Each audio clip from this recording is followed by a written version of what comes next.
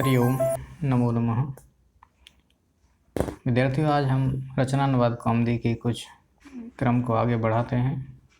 इस क्रम में मैं डॉक्टर निहाल सिंह, सहायक आचार्य संस्कृत, MSG कॉलेज भरतपुर, आपका स्वागत करता हूं। आज रचनानुवाद कौमुदी के हम 5वें अभ्यास को पढ़ते हैं।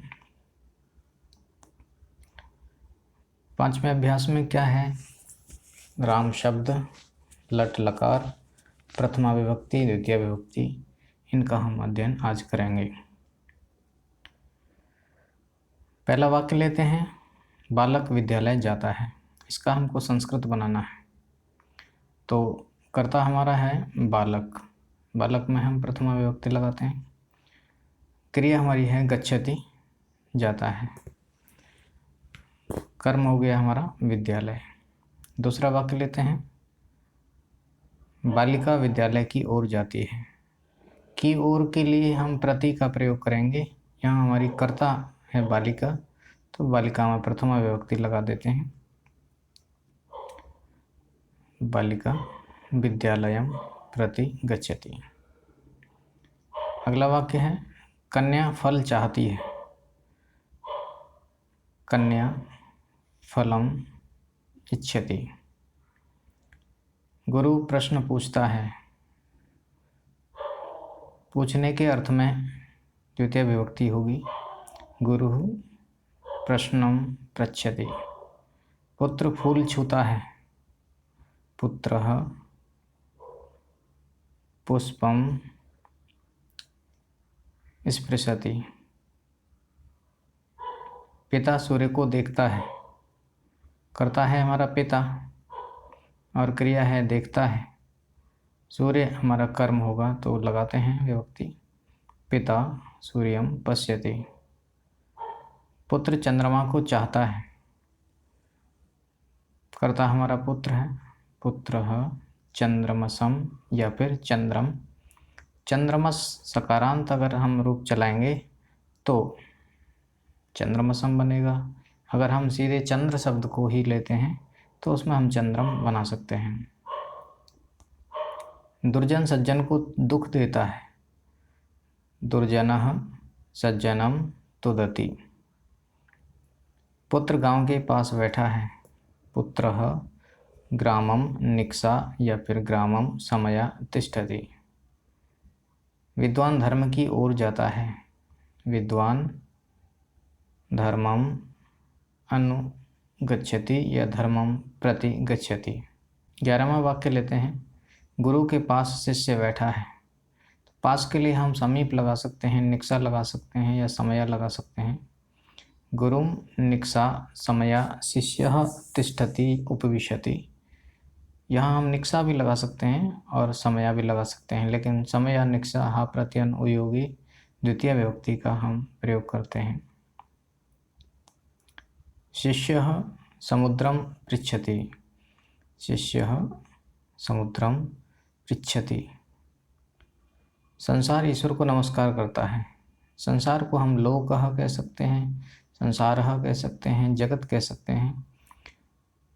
संसारः लोकः ईश्वरम नमस्करोति या नमति। यहाँ नमति को देख करके आपको परेशान नहीं होना है, क्योंकि नमति यहाँ क्रिया रूप है नम धातु का, और जब नमः शब्द होगा तो वह फिर चतुर्थी के साथ में लगेगा। लेकिन यहाँ चूँकि नमः नहीं है, यहाँ पर क्रिया के रूप में प्रयोग किया गया है, तो यहाँ हम द्वितीय लगाएंगे। अगला वाक्य है, हे पुत्र पिता कहाँ है? तो वो पुत्र पिता कुत्र अस्ति।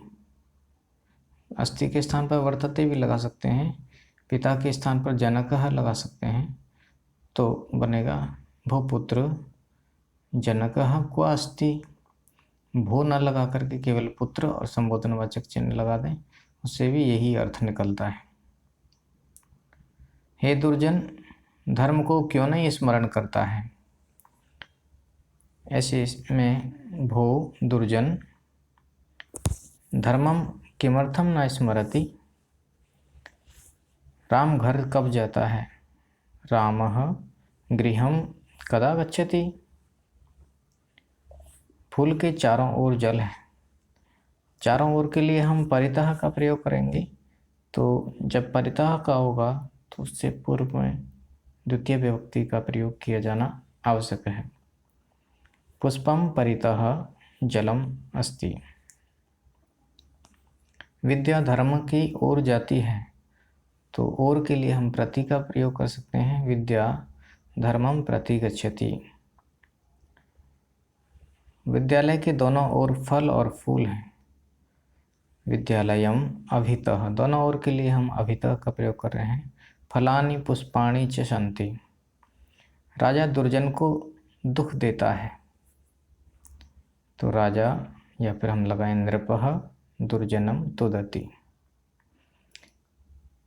इस तरह से आज ये 20 वाक्य हम संस्कृत के बना चुके हैं।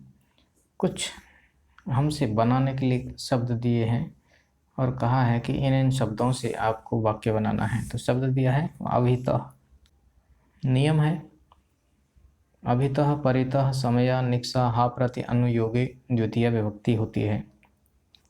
हम उसी को ध्यान में रख के इसको वाक्य को बनाएंगे। बनेगा गृहम अभितः क्षेत्राणि सन्ति।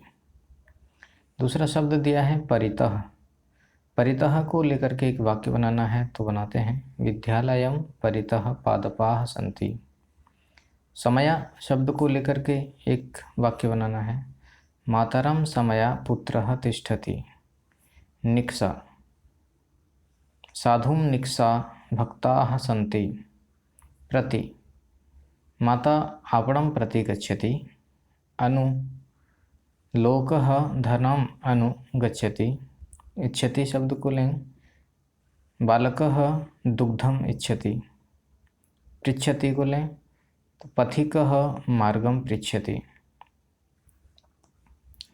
आइए अब हम रिक्त स्थानों की पूर्ति करते हैं। तो कुछ रिक्त स्थान दिए हुए हैं, उनमें हमको एक एक शब्द लेके आना है जो उचित शब्द है। वाक्य दिया हुआ है ग्रामम जलम अस्ति। यहाँ खाली स्थान में हमें भरना है अभितः ग्रामम अभितः जलम अस्ति। विद्यालयम खाली स्थान वनम अस्ति, तो यहाँ हमको खाली स्थान में भरना है परितः वनम अस्ति। जनकः सत्यम खाली स्थान गच्छति, इसमें भरते हैं जनकः सत्यम अनुगच्छति। त्वं धनम खाली स्थान दिया इच्छसि। वयम प्रश्नम खाली स्थान में भरेंगे पृच्छामः। ईश्वरः लोकम स्मरति, ये स्मरति आ गया। इस तरह से आज का हमारा ये वाक्य बनाना, संस्कृत का अनुवाद करना, ये 5वां अभ्यास पूर्ण हुआ। आप सभी के लिए धन्यवाद।